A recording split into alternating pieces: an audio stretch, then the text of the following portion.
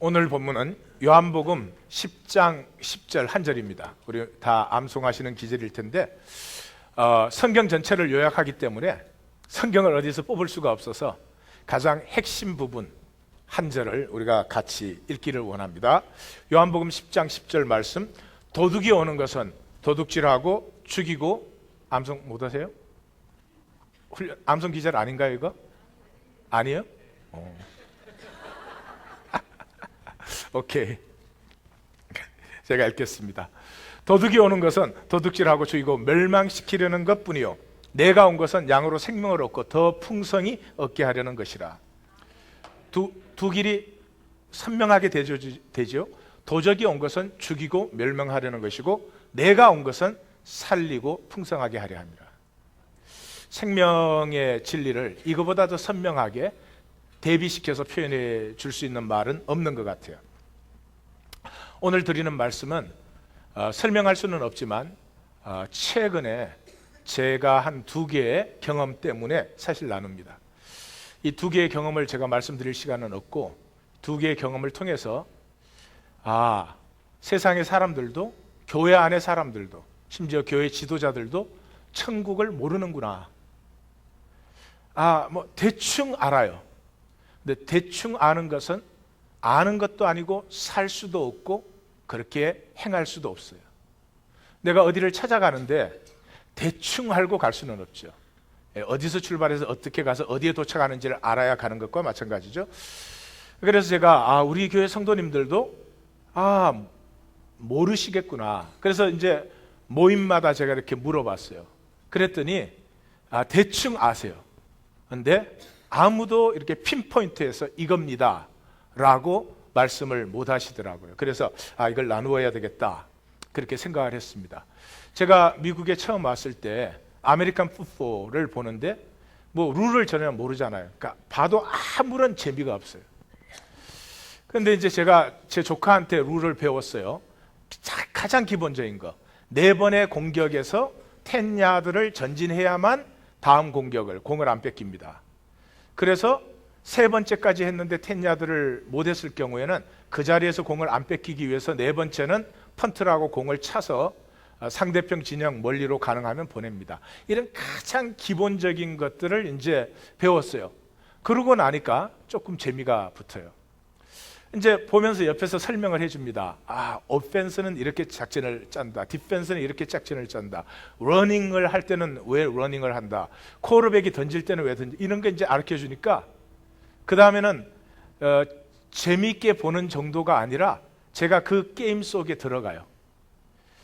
그러다가 이제 헤드 코치가 어떻게 작전을 짜고 오펜시브 코치는 어떤 작전들을 쫙 준비해 놨다가 상대방의 상황을 봐서 A로 나간다, B로 나간다, A-로 나간다, 이렇게 그런 거를 이제 배우고 나니까 게임을 보는 게 아니라 제가 게임 속에 들어가서 제가 게임을 또 코치를 하는 거예요. 이번에는 패싱을 했어야 되는데, 이번에는 그 엔드를 사용했어야 되는데, 이런 것들이 보이기 시작하면서 단순히 보는 게 아니라 게임 속에 내가 들어가는 것이죠. 마치 그런 것이죠. 적당히 어렴풋이 알아요. 약간 인조해할 수는 있어요. 그렇지만 사실은 정확하게 뭐가 어떻게 돌아가는지를 알지 못하기 때문에 하나님 나라에 들어와서 하나님 나라를 느끼고 살아보지는 전혀 못하는 거죠. 그런 의미에서 하나님의 나라를 이게 1시간에 정리될 수 있는 것이 아니지만 이미 우리 많은 말을 나누었으니까 정리를 해보는 시간. 보여야 구하고 찾고 두드려요. 돈은 능력이 보이잖아요. 그러니까 구하고 찾고 두드리죠. 근데 하나님 나라는 구하고 찾고 안 두드리죠. 아시지만 왜? 보이지 않으니까. 그 속에 들어가서 하나 된 그 기쁨을 모르니까. 오늘 들어가는 질문은 도대체 무슨 일이 일어나고 있는 거지? 하나님은 왜 이런 역사를 만드셨어요? 이런 세계를 만들었고 그 가운데 왜 또 나를 이렇게 만드셔가지고 여기에 이렇게 이민자로 이렇게 살게 하셨나 하는 것이 오늘 들어가는 질문입니다. 답변은 간단합니다. individuation, 개체화. 오늘은 이 말씀을 제가 설명을 해드리는 거예요. 그것을 위해서 네 가지를 말씀드리겠습니다. 하나님, 하나님의 나라, 이 세상, 그 다음에 나. 이 네 가지를 주제를 나누는데, 이 네 가지에 각각 세 가지의 소주제, 그 12가지의 소주제를 나누고 적용을 나누고 마감을 하도록 하겠습니다. 하나님부터 시작합니다. 하나님이 누구냐? 만물의 근원입니다. 만물의 근원이란 말은 하나님은 포텐셜리티, 잠재력이라는 거죠. 이것도 하나님 안에 이것이 가능성으로 존재하다가 이렇게 현상화, 현실로 피어난 것이죠. 그래서 하나님은 만물의 근원이시다. 그 말이 만물의 잠재력이다. 이하권이도 하나님께서 이미 이하권이라는 것을 꿈꾸고 있었어요. 그러다 이렇게 태어났어요. 그리고 하나님은 내가 온전히 완성되기를 또 원하고 계시죠. 그래서 만물이 그로 말미암아 지은 바 되었다. 창세로부터 그의 보이지 않는 신성과 능력이 만물 속에 숨어 있다. 또 만물을 통해 가지고 감추었던 비밀의 경륜이 나타나고 있다. 다 이런 말이죠. 두 번째, 창조는 하나님의 확장입니다. 하나님 속에 있던 가능성이 실제화되는 것. 다시 말해서 하나님 자신이 확장되는 과정이죠. 그래서 하늘을 보면 하나님의 영광이 나타나고 궁창을 보면 하나님의 일이 나타난다. 내 손이 땅의 기초를 정하였고 내 오른손이 하늘을 폈다. 이거 다 하나님 안에 있던 가능성들이 피어나고 확장되는 모습을 얘기하는 것이죠. 인간을 표현해서 수많은 기절이 두말할 것도 없이 있습니다. 이해하시는 것으로 알고, 세 번째, 완성. 완성이 뭐냐? 그러니까 처음에는 하나님밖에 안 계셨죠. 하나님 안에 만물은 가능성으로 잠재력으로 있었지만 하나님 자신밖에 없었죠. 마지막에 온 우주에 하나님 나라가 완성되었을 때 하나님은 거의 없어지시고 너무너무 작으셔서 이제 더 이상 존재 안 하신다라고 말할 수 있을 정도로 적어지시고, 대신에 하나님 안에 있던 가능성들이 다 하나하나 실제로 모래 하나까지 이하권이까지 꽃 한 송이까지 다 실제로 충만하게 완성이 되어서 온 우주에 충만한 것은 하나님의 영광 또는 그 하나님의 아름다움이 충만한 것을 우리가 만나게 된다. 그래서 시작도 하나님이고 마감도 하나님의 충만이죠. 그래서 나는 처음이요 마지막이다, 이런 말을 선지자들이 선포하는 것이고, 요한계시록 마지막 결론책에 가면 시작을 나는 처음이요 마지막이다 이렇게 시작하시고, 2장에서도 교회, 2장 3장의 교회를 얘기하는데 그 교회의 주인을 처음이요 마지막으로 죽었다가 살아나신 일이 이렇게 표현할 뿐만 아니라 성경의 가장 마지막 챕터인 21장 22장 새 예루살렘이 도래하고 하나님 나라가 완성되는 거기에 시작과 마감을 뭐라고요? 다 이루었도다. 나는 알파와 오메가요 처음과 마지막이라 이렇게 말씀하시고 총 결론에 3중 강조를 하죠. 나는 알파와 오메가요 처음과 마지막이요 시작과 마칩니다. 이게 하나님 자신으로 시작돼서 만물 속에 하나님의 충만으로 완성되는 하나님의 나라를 얘기하고 있다. 이것이 이 모든 역사가 바로 하나님과 하나님의 확장이다. 두 번째, 자, 그렇게 하나님 나라가 완성되는데 제일 중요한 것은 개체화. 그래서 하나하나가 각각 자체이면서 하나님의 충만. 자, 이하권이라는 가능성이 하나님 속에 있었어요. 그러다가 오늘 어느 날 이 현상 속에 이하권이라는 실제가 나타났어요. 이 실제가 하나님께서는 하나님이 꿈꾸신 대로, 하나님이 계획하신 대로, 하나님이 섭리하신 대로 완성하기를 바라보고 그 완성을 위해서 모든 사랑과 모든 보호와 모든 여호와 일의 공급을 하고 계시는 것이죠. 그래서 교회는 그의 몸이니, 내 몸은 뭐죠? 내 생각과 내 의지의 현실화, 나타내는 것이 내 몸이죠. 그래서 교회는 그의 몸이니, 그래서 하나님의 뜻이 몸으로 현실화 다 되었을 때 뭐예요? 만물 안에서 만물을 충만케 하시는 자의 충만. 만물 안에서 만물을 충만케 하시는 것이 창조의 과정이다. 제가 그렇게 말씀드렸죠. 그래서 그 하나님의 충만이 교회다. 그래서 교회는 이런 종교 단체가 전혀 아닙니다.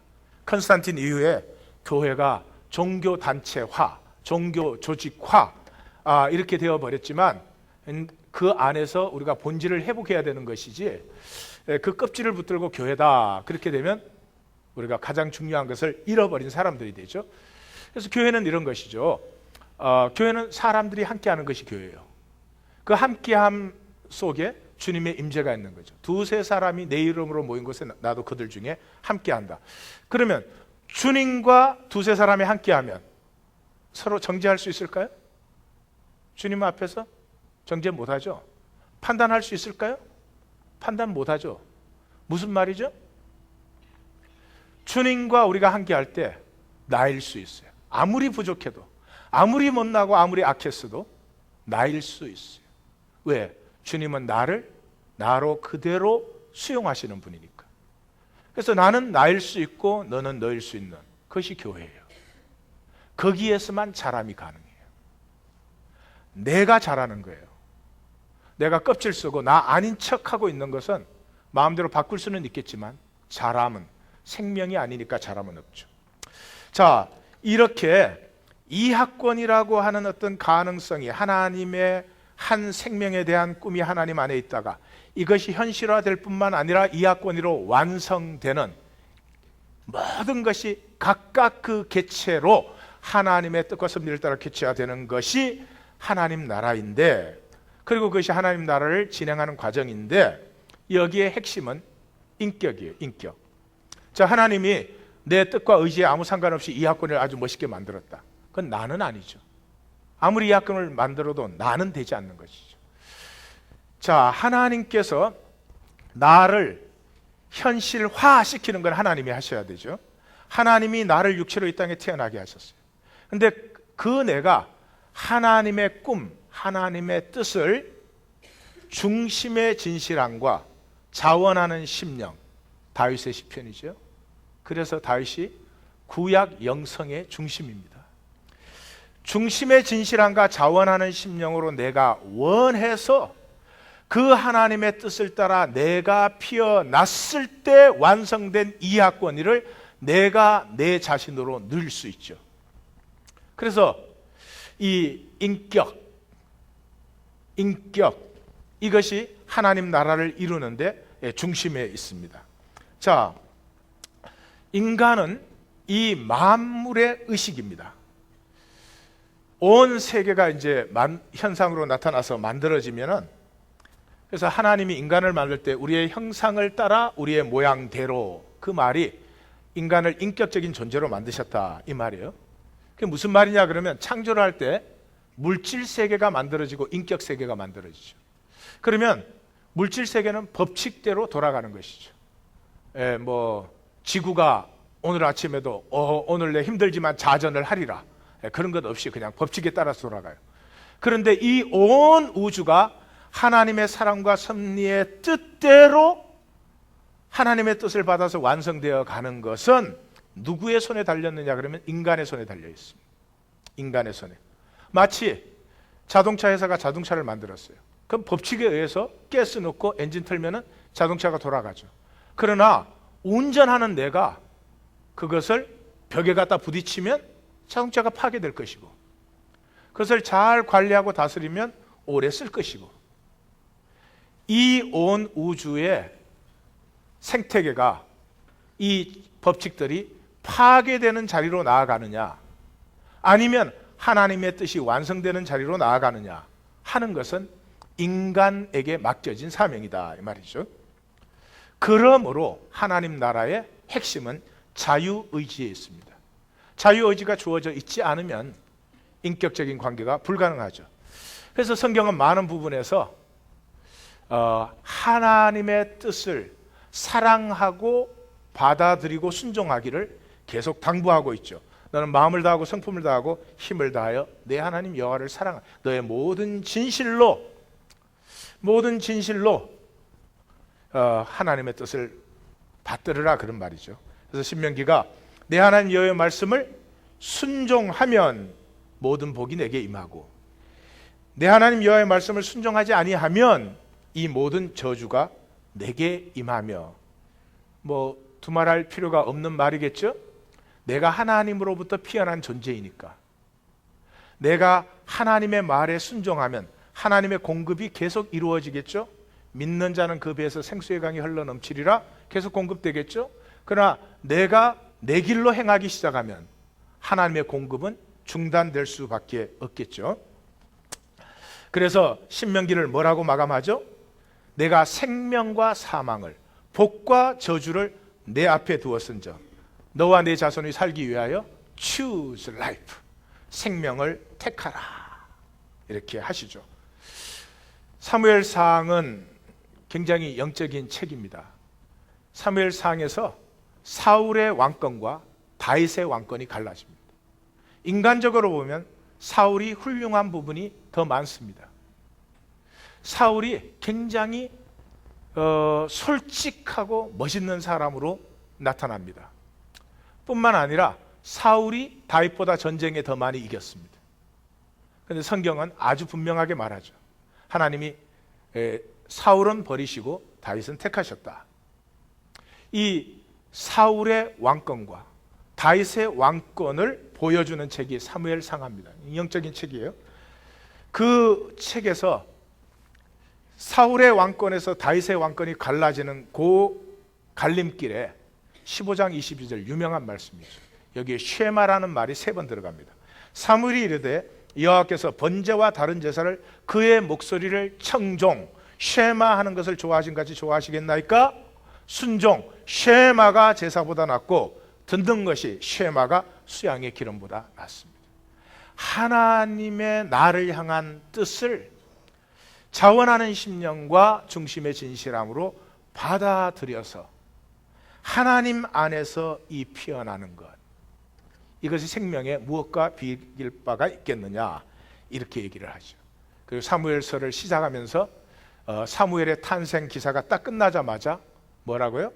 나를 존중히 여기는 자를 내가 존중히 여기고 나를 멸시하는 자를 내가 멸시한다. 이 모든 말씀이 뭐죠? 우리에게 자유의지가 주어졌기 때문에 우리가 하나님을 택할 수도 있고 하나님 없음을 택할 수도 있는 것이죠. 자, 그래서 자유의지가 주어진 것은 우리에게 선택권을 주었기 때문이죠. 자, 그럼 그 선택을 내가 엑서사이즈 할 수 있는, 선택할 수 있는 텍스트가, 컨텍스트가 주어져야죠. 그 컨텍스트가 뭐죠? 이 세상입니다.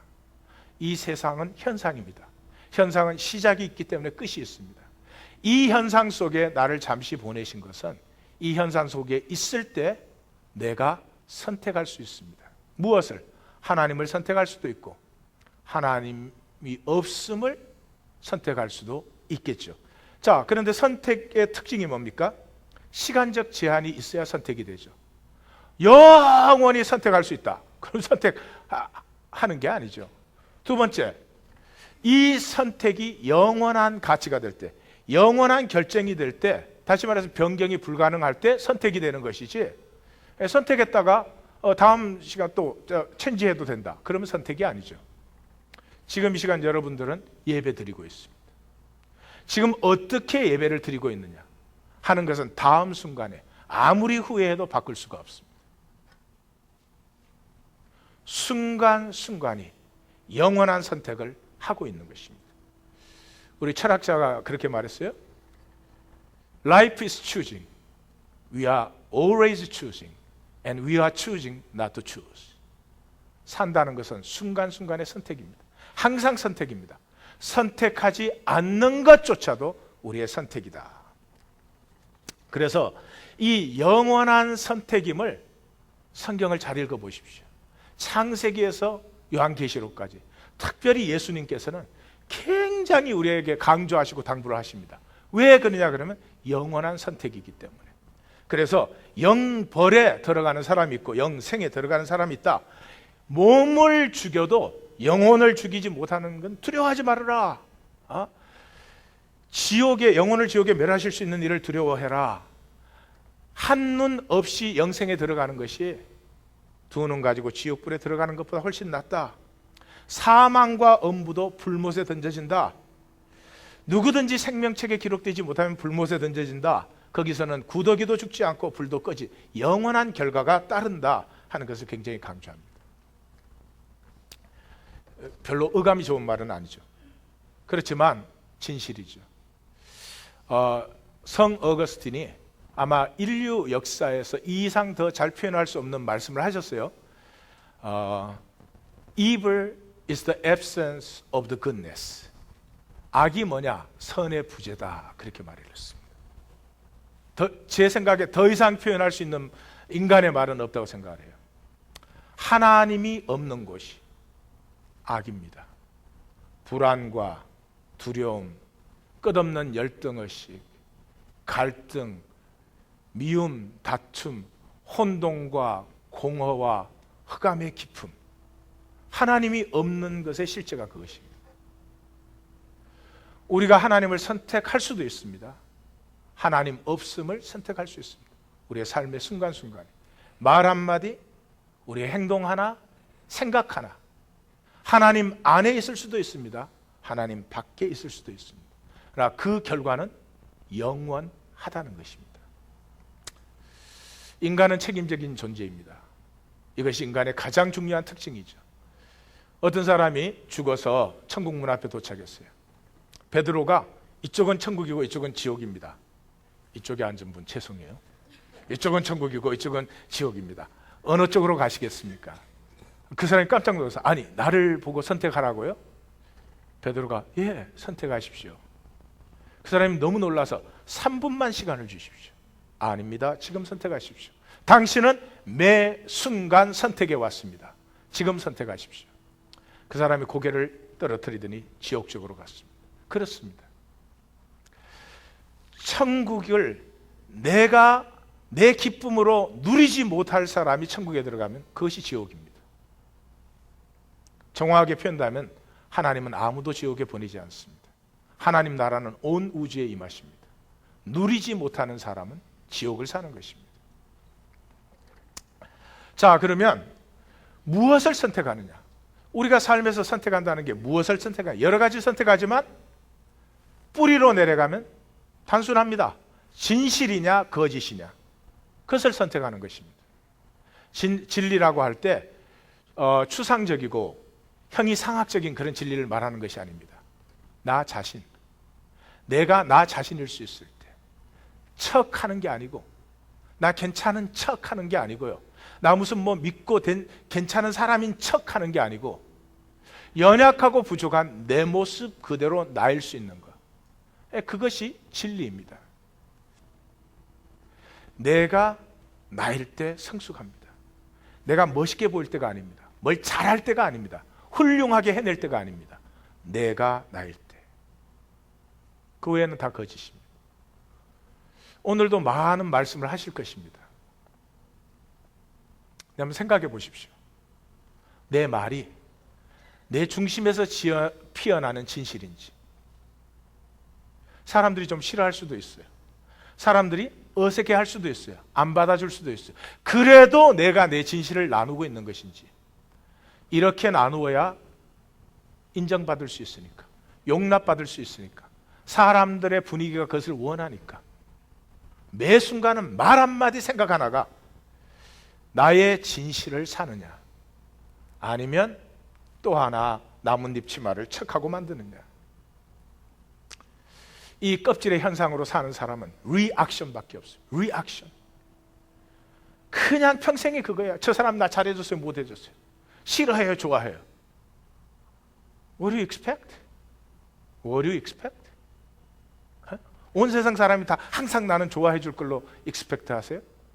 그러고 싶겠죠 뭐. 그 사람들도 상처가 있고 자라나야 되고 힘들어서 못해줘요. 그건 당연한 라이프죠. 현상에 왔다 갔다 하는 것, 파도 치는 것들은 당연한 것이고 그 파도 속에서 나는 항해할 곳이 있는 거지. 파도하고 시비 걸고 어떻게 그 배가 항해를 하겠습니까? 그래서 내가 나일 수 있을 때, 다시 말해서 하나님과 연결되어 있을 때, 믿는 자는 그 배에서 생수의 강이 솟아나리라. 진리를 알지니 진리가 너희를 자유케 하리라. 자유가 뭐예요? 내가 나일 수 있는 게 자유예요. 해야 되는데 분위기 때문에 하면 자유 아니죠. 좀 힘들어도 해야 될 때 할 수 있는 것. 다시 말씀드리지만 세상에서 그렇게 가능합니까? 세상에서 그러면 죽어요. 이 내가 회복될 수 있는 것이 유일하게 그러므로 교회예요. 그리스도 예수 안에 있는 자에게는 결코 정죄함이 없네. 하나님 교회에서는 누구도 누구를 보고 바뀌어라고 얘기하지 않습니다. 누구도 누구를 보고 변화되라고 말하지 않습니다. 당신은 당신 자신으로 귀합니다. 하나님의 시간에 하나님의 섭리를 따라 아름다워질 것이며 나는 당신의 영광스러움을 꿈꾸고 있습니다. 당신도 저를 위해서 꿈꾸어 주세요. 옆에 분에게 언젠가 목사님의 설교도 짧아질 거예요. 목회 3기에. 자, 세 번째. 우리의 삶은 선택인데 굉장한 거짓이 여기 들어 있습니다. 무엇으로 선택하죠? 우리는 우리가 마음으로 선택하는 줄 알아요. 마음은 거짓입니다. 만물보다 거짓되고 심히 부패한 것이 마음이에요. 누가 능히 이를 알리요? 참 예레미야 선지자다워요. 하나님을 아는 것을 대적하여 높아진 것을 다 무너뜨리고, 사람이 생각으로 하나님을 생각하면요 하나님보다 높아져요. 자기가 하나님을 판단해요. 지옥이 있다 없다 자기가 결정해요. 좀 웃기는 얘기예요. 왜 그러냐 그러면 마음은 나를 속이기 때문에. 그래서 내가 잘못한 건 다 변명이 돼. 내가 잘못한 건 다 이유가 있어. 마음으로는 우리의 진심은 다 선하고 싶어요. 그러나 진심이 선하다고 선하게 살지는 않습니다. 몸으로 사셔야 돼요. 제가 우리 젊은 가정들을 만나면 항상 물어요. 꿈이 뭐냐? 그러면 이번 주도 제가 신방 가서 꿈이 뭐냐 그랬어요. 그래서 꿈이 자기가 은퇴하면 선교지에 나가겠대요. 그래서 제가 그건 꿈이 아니고요. 꿈은 지금 사는 거예요. 꿈은 그 꿈을 향해서 지금 살고 가꾸는 거예요. 지금은 못 살지만 나중에 그렇게 살게 돼. 지금의 삶이 너무 불만족스럽고 내가 결코 이렇게 살고 싶은 건 아니기 때문에 언젠가는 그렇게 살 거예요 하는 마음의 거짓이지. 그럼 꿈도 아니고 생명도 아니고 실제도 아니고 아무것도 아니야. 좀 가슴 아프지만 얘기를 해줘야지.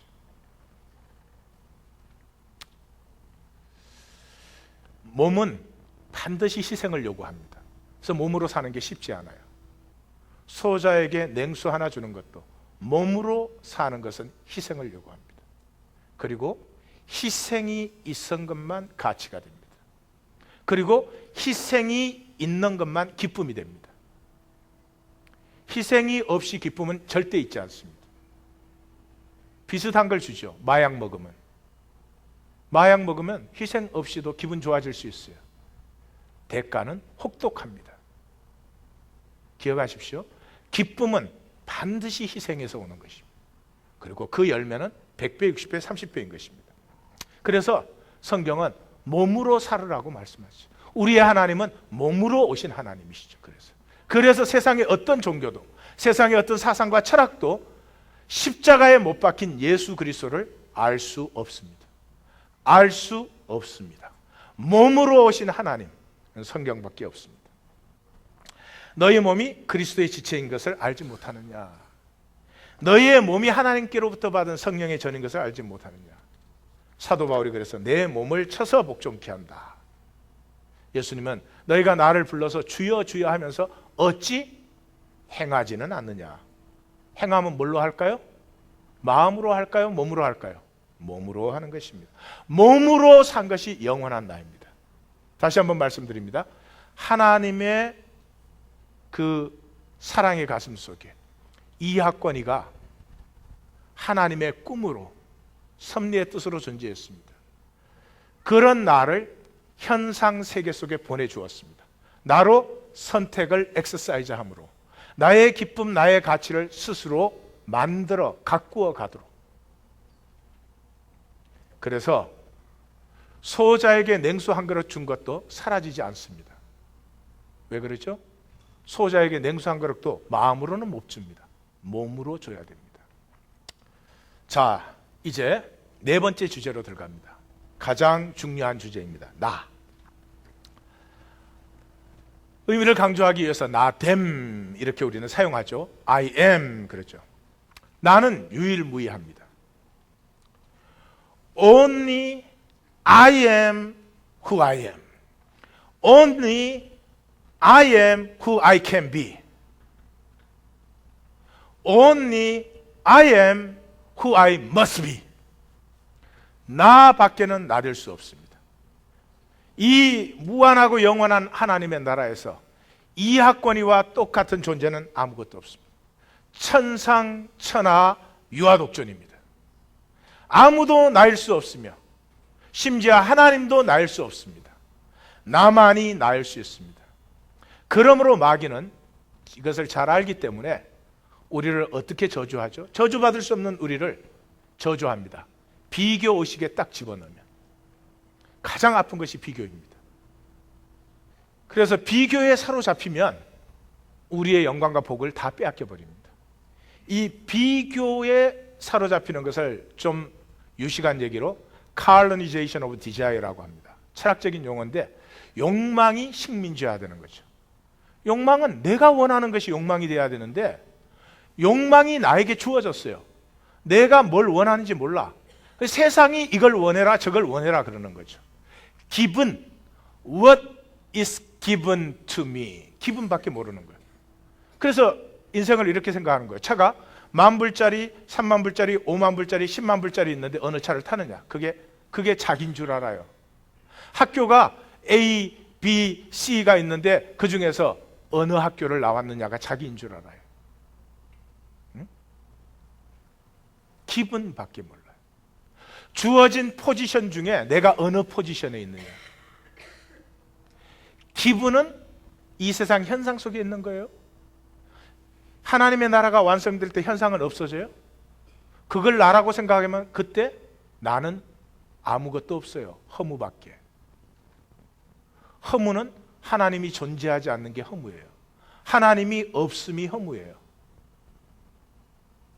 불못보다 더 괴롭습니다. 인간은 고통은 참을 수 있지만 허무는 참지 못합니다. 그래서 허무한 사람은 결국 자살을 해요.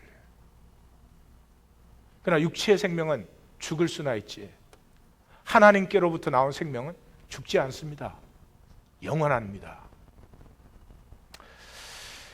그래서 기분밖에 몰라요. 파스블을 몰라요. 파스블을. 자, 내가 학교 못 다녔다. 학교 못 다녔지만 얼마든지 사랑할 수 있잖아요. 학력 없어서 사랑 못하는 사람 보셨어요? 얼마든지 용서할 수 있잖아요. 내가 있는 자리는 얼마든지 서로 격려하고 그럴 수 있잖아요. Never think about, never knew about what is possible. Only thing that person knows is given. 기분 중에 내가 뭘 갖고 있느냐. 그게 사도 바울의 말을 빌리면 배설물 같은 것입니다. Count, count uncountable. Please learn to count uncountable. 자, 가정이단 말이죠. 우리가 어떤 집에 사느냐, 우리 집의 수입이 얼마냐, 우리가 어떤 차를 타느냐, 학력이 우리 식구들 뭐야, 경력이 뭐냐, 우리의 연줄이 뭐냐, 그거는 셀 줄 알면서 그거에 셀 수 없는 것, 비교할 수 없는 것. 우리 식구들은 얼마나 교통하나, 우리는 얼마나 하나가 되어서 사나, 우리는 얼마나 행복한가, 우리는 서로에게 얼마나 용서가 있으며 평강과 안식이 있는가. 그건 카운트할 줄을 몰라. That's unhappiness. 그 불행이에요. That's curse. 그건 저주입니다. 교회도 마찬가지죠. 건물이 뭐 얼마나 좋으냐, 인원수가 몇 명 모이느냐, 헌금이 얼마나 들어오느냐, 선교지가 몇 군데냐, 사회 봉사를 어떻게 하느냐, 다 좋은 것이죠. 그게 중요한 게 아니에요. 본질은 어디에 있어요? 그 교회 안에는 꿈이 있느냐, 교회에 꿈이 있을 뿐만 아니라 각자의 꿈이 있느냐 말이죠. 자유하냐, 치유가 있고 변화가 되느냐, 기쁨이 있고 화목하며 영성이 자라고 있느냐. 이거 카운트할 수 있어요? 카운트할 수 없는 것이죠. 그러나 저 카운트할 수 있는 현상의 것과 본질의 것을 비교하면 1대 억만도 안 되는 거죠. 교인을 100만 명 가지고 있어. 근데 그 교인들 안에 꿈은 없어. 그저 세상에 가서 기분 중에서 좋은 거 차지하겠다고 박박거리고 살아. 그럼 그게 무슨 가치가 있는 것이지? 지금 가장 중요한 주제 나에 대해서 하고 있습니다. 나에 대한 두 번째 주제는 작을 때 복됩니다. 이게 참 당연한 건데요, 마귀에게 쏘가 놓으면 이게 이상하게 들려요. 제가 그 그물코를 생각해 봤는데, 그물코가 크면 다 빠져나가잖아요. 그물코가 작을수록 그물에 가득히 걸리잖아요. 썩 좋은 예는 아닌데, 혹시 좋은 예가 있으면 저한테 말씀해 주시면 거기에 상당하는 사례를 해드리겠습니다. 제가 많이 찾았는데 찾을 수가 없어. 하여튼 나는 작을수록 풍성하게 누려요. 커질수록 못 누려요. 뭐 당연한 얘기잖아요. 제가 가정에 이제 가장이에요. 가장이 커져.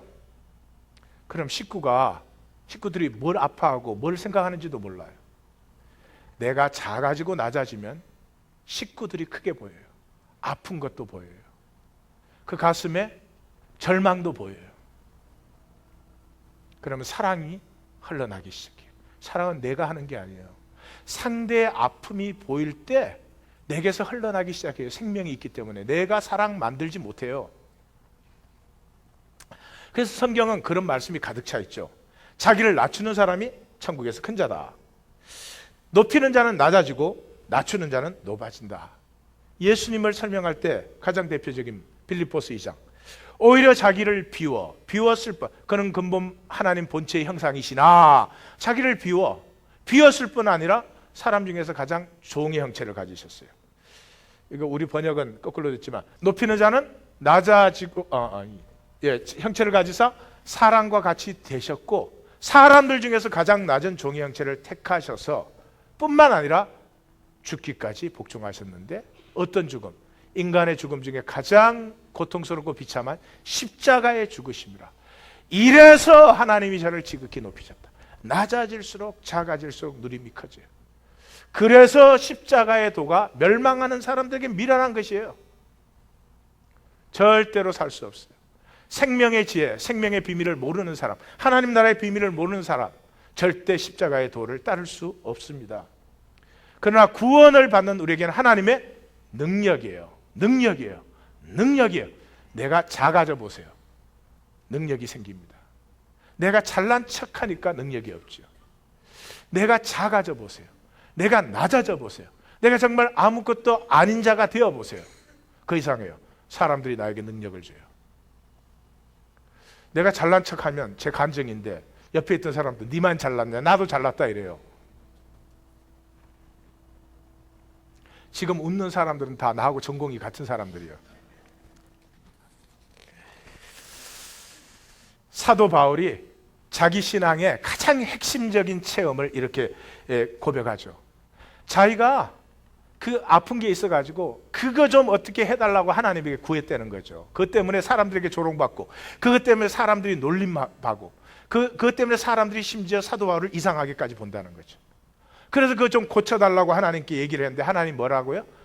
하나님께서 나의 은혜가 너에게 좋게. 왜? 하나님이 나의 능력이 너의 약한 데서 온전해지기 때문이라. 너 강하고 싶어? 정말 강하게 만들어줘봐? 나의 능력은 막혀 나타나지 않아. 너 나의 능력으로 살고 싶어? 너 나의 능력이 나타나는 삶이 되고 싶어? 내가 준 약함을 굳게 붙들어. 그래서 뭐라고요? 내가 크게 기뻐하고, 도리어 크게 기뻐하고 나의 여러 가지 약한 것들에 대해서 자랑하리니 그때 그리스도의 능력이 내게 머문다. 여러분은 어떠십니까? 은근히 자랑거리 나누십니까? 은근히 아는 척 하십니까? 거기에 안 빠지고 기세우려고 하십니까? 능력이 나셨습니까? 절대로 아니죠. 불과 몇 살이 모인 자리에서도 섬기는 사람이 한번 되어 보십시오. 다른 사람의 귀함을 즐기는 사람이 한번 되어 보십시오. 그 이상하죠. 사람들이 내 말을 듣기 시작합니다. 사람들이 중요한 일이 생기면 나에게 묻기 시작합니다. 파워를 넘겨주는 것입니다. 왜 그래요? 하나님의 생명이니까. 하나님이 자기의 생명과 능력과 영광과 파워를 만물에게 넘겨주시는 거 아니에요. at the end, 그래서 만물이 하나님께 영광을 돌리는 거 아니에요. 십자가의 비밀을, 하나님의 생명의 도를 알고 누리시기를 주님의 이름으로 축원합니다. 그래서 탕자와 큰아들을 보면 탕자는 가장 작아진 죄로 나는 아들이라고 일컬음도 못 받는다 그러고 돌아왔잖아요. 근데 큰아들은 의가 가득하지 뭐. 아버지가 이 기쁜 잔치를 벌이는데 잔치 벌였는데 좋아하면 되지, 거기에 시비를 걸고 잔치에 들어오지도 못하고 그렇게 되죠. 예수님께서 무익한 종에 비유해서 뭐라고요? 하루 종일 밭에 나가서 일했다고 들어오면 식탁에 앉으라 그러겠느냐? 내게 수종 들라고 하지 않겠느냐? 수종 다 들었다고 식탁에 같이 앉자고 하겠느냐? 자, 이제 내 식탁을 예비하라고 하지 않겠느냐? 식탁이 다 예비되었다고 같이 앉으라고 하겠느냐? 이 모든 것을 섬긴 후에 무익한 종이로소이다. 생명의 비밀을 아시면 나의 무익함을 아십니다. 비밀을 모르면요, 남편이 마음에 안 들어요. 아내가 마음에 안 들어요. 심지어 자식도 눈에 안 차요. 자식이 눈에 안 차요. 아니, 내가 산 인생을 좀 생각을 해보세요. 우리 모두 뭘 우리가 대단하게 살고 우리가 얼마나 영광스러운 삶을 살아서 점점 살기 어려워지는 세대에 몸부림치는 아이들을 마음에 안 들어 할 수가 감히 있다니. 이고, 우리 한국말로는 에고, 에고는 특징이 커지려고 합니다. 커지려고. 그래서 이 사람은 시편 23편을 읽을 때도 여호와는 나의 목자시니 내가 부족함이 없으리로다 이렇게 읽는 것이 아니고 여호와는 나의 목자시니 내가 부족함이 없으리로다. 웃으시죠? 요즘 교회는 그런 사람이 가득 찼어요. 하나님은 온리 나를 위해서 중요할 뿐이에요. 내가 은혜를 받아야 돼. 내가 능력을 받아야 돼. 어떻게 보면 좀 미친 것 같아요. 주의하십시오. 작아진다는 것은 무능력해지거나 무기력해지는 것이 아닙니다. 작아질 때 하나님의 능력이 충만하죠. 그래서 사랑의 본질이죠. 사랑하면 작아질 수 있어요. 자식 앞에 잘난 척하는 부모 있어요? 그건 보통 미성숙한 게 아닙니다. 자식한테는 죄뿐이죠. 더 잘 길러주고 더 많이 축복하고 필요한 거 다 채워주고 싶었지만 그렇게 못했잖아요. 나를 다 희생했지만 더 주고 싶을 뿐이지. 어느 부모가 이놈의 자식 해준 게 얼만데. 그 하고 보니까 굉장히 또 불안해지네요. 여러분들의 얼굴을 보면서. 여러분들은 목사를 닮지 않은 줄로 믿습니다. 나에 대해서 얘기하고 있습니다. 첫 번째, 온 우주의 유일무이. 나는 나이면 됩니다. 누구하고도 비교할 필요 없습니다.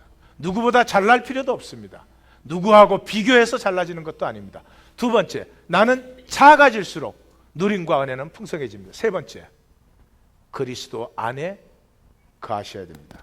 자, 내가 하나님의 가능성, 꿈으로 출발되었잖아요. 그러니까 하나님과 단절되는 순간 나는 나의 오은이에요. 한 세상에서 우리 다 힘들게 사는 이유가, 그렇게 힘들게 살고도 먹고 사는 것도 힘들어하는 이유가 세상에서 얻어오기 때문입니다. 세상은 인색합니다. 세상은 자기 살기에도 바쁘기 때문에 주지 않습니다. 어떻게 해야 풍성한 삶이 돼요? 하나님이 나를 이 세상 속에, 현상 세계 속에 보내실 때 하나님의 유업이, 하나님의 영광이, 하나님의 꿈이, 하나님의 능력이 내 안에 잠재력으로 그랬어요. 내 안에. 내가 피어나야 됩니다. 내가 피어나는 삶은 목마르지 않습니다. 배고프지 않습니다. 어떻게 사나 걱정 근심하지 않습니다. 내가 피어나는 삶, 무한한 하나, 생수의 강이 솟아나는 것이죠.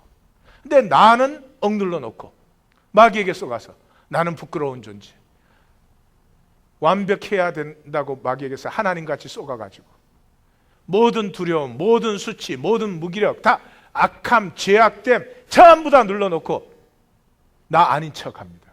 지금 뭐를 눌러놓은 거죠? 내 유업을, 내 영광을, 내게서 나타날 영광과 기업을 내 스스로 마귀에게 쏘아서 아무것도 내 유업을 뺏을 수 없습니다. 아무것도 내 영광을 막을 수 없습니다. 나 자신밖에.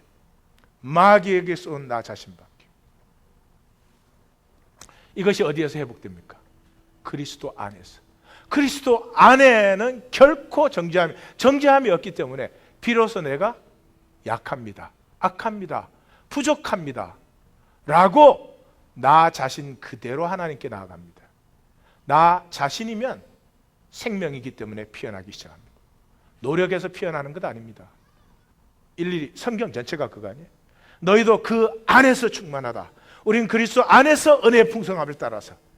심지어 항상 기뻐하라, 쉬지 말고 기도하라, 범사에 감사하라가 뭐요? 이것이 그리스도 예수 안에서 너희를 향하신 하나님의 뜻이다. 내게 능력 주시는 자 안에서 내가 모든 것을 할 수 있다. 안에라는 말은 뭐죠? 내가 나됨으로 진실한 것과, 그래서 그 나됨으로 하나님 앞에 나아가는 것. 그러면 하나님도 진짜 하나님이고 나도 진짜니까 교통이 일어나죠. 자, 마지막으로 그러면 적용을 어떻게 하느냐? 도대체 그러면 어떻게 살으라는 말이냐? 그것도 세 가지로 말씀드립니다. 첫째, 몸으로 산다고 그랬죠. 몸의 삶의 핵심이 시간 사용입니다. 시간 사용. 그래서 시간의 투자를 현상 세계만 하지 말고 본질 세계, 영적인 세계에 가꾸십시오. 성경을 모르십니까? 배우십시오. 임재를 못 누리십니까? 훈련 받으십시오. 뭐 어려운 것도 아니고 간단한 건데. 그 톨스토이의 단편에 그런 거 있잖아요. 농부에게 너가 발로 밟는 땅은 다 너에게 주겠다 그랬더니 해 뜰 때부터 해 질 때까지 계속 달렸대요. 그래서 해 지는 순간 딱 멈춰서 딱 죽었대요. 그래서 결국 한 평 딱 받았대요. 현상의 삶은 그런 것입니다. 능력의 다양성을 아십시오. 능력의. 아브라함 모슬로가 그런 말을 했어요. 연장이 망치밖에 없는 사람 모든 것을 못으로 본다. 이 참 기가 막힌 말이에요. The only tool one has is the hammer. Then he begins to see everything is there. 돈밖에 능력인 줄 모르는 사람은요, 모든 것이 돈의 도구예요. 와이프를 봐도 돈의 도구. 이게 돈 버는데 도움이 되나 안 되나. 네? 자식을 키워도 커서 돈 벌겠나 안 벌겠나. 돈이 중요하죠. 현상 세계, 물질 세계는 돈으로 이루어지는 것이 돈이 중요하죠. 돈만 능력이다. 인 저주예요. 돈에 억만 배가 넘는 핵융합적인 파워들이 돈 아닌 것에 다 있습니다. 사랑. 얼마나 큰 능력입니까? 사랑으로 살아보실 용기 있으십니까? 돈이 주는 행복에 억만 배의 행복이 옵니다. 돈만 능력이 아니에요.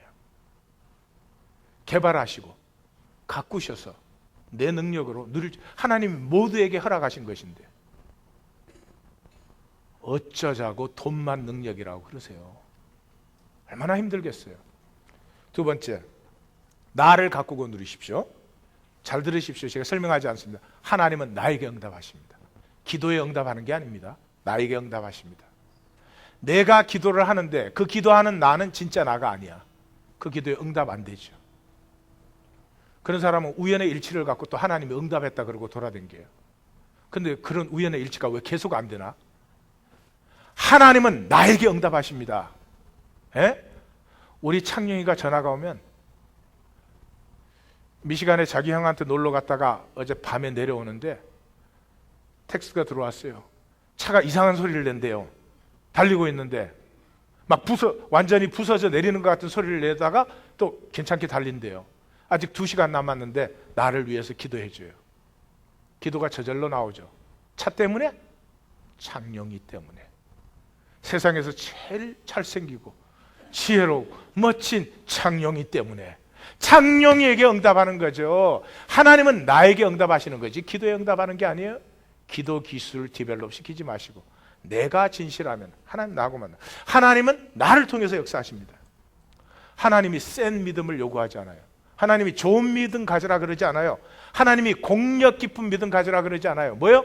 믿음이 겨자씨만큼만 있어도, 내게 믿음이 겨자씨만큼만 있어도 내게 나를 통해서 역사하십니다. 뿐만 아니라 나만이 하나 되는 유일한 길이에요.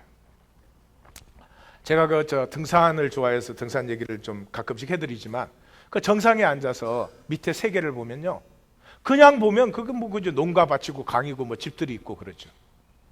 그런데 정상에 올라가면은 세상의 그 티끌이 좀 벗어지잖아요. 아마득하게, 세상에 그 아웅다웅했던 게 아마득하게 느껴지잖아요.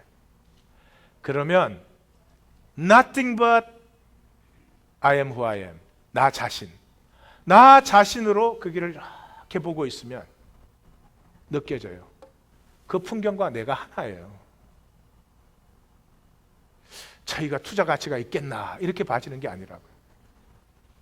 그 속에 내가 스며들고 그 풍경이 내 안에 스며들어와요. 하나예요. 나로, 나 자신, 아무리 못나고 부족했어도 나 자신으로 편안해지는 길이 하나님과 하나 되는 길이고, 하나님과 하나가 된 사람은 그 배에서 생수가 솟아나는 풍성함을 누릴 줄 믿습니다. 나를 갖고 누리십시오. 마지막으로 종말적 자세로 사십시오. 중간 평가에 포기하지 말고 결론을 갖고라. 결론을, 하나님의 영광 피어날 이하권위를 갖고라 이거죠. 존 케네디 툴이라고 하는 작가가 있습니다. 이분이 바보들의 결탁이라는 작품을 써서 퓰리처상을 받았습니다. 근데 이 바보들의 결탁이라는 원고를 써가지고 출판사를 있는 대로 다 돌아다녔는데, 자기가 원했던 출판사는 몇 번이나 갔는데 다 빠꾸를 맞았습니다. 너무너무 절망스러워서 자살을 했습니다. 엄마가 그 아들의 원고를 들고 읽기 시작했습니다. 그리고 엄마가 이 원고는 꼭 출판돼야 된다. 그래서 아들이 가장 많이 찾아갔던 출판사에 찾아가서 사장실 문 앞에 누웠습니다.